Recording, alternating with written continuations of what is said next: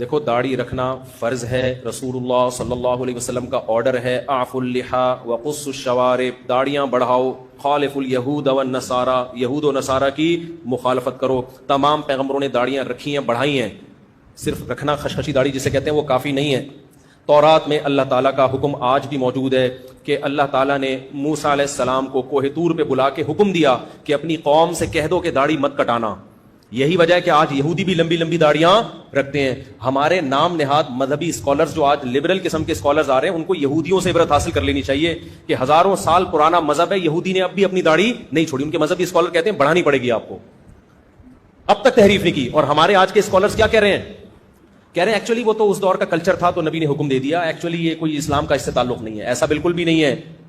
اللہ تعالیٰ نے مرد اور عورت میں فرق کے لیے بہت ساری چیزیں رکھی ہیں، ان میں بہت بڑا فرق جو ایک ظاہری گیٹ اپ کا ہے وہ کس کا ہے؟ داڑھی کا ہے۔ اور یہ ایسا گناہ ہے جو 24 گھنٹے آپ کے ساتھ لگا ہوا ہے۔ اگر آپ کاٹتے ہو، اگر آپ سے نہیں رکھی جا رہی، توبہ استغفار کر کے اللہ سے توفیق مانگو۔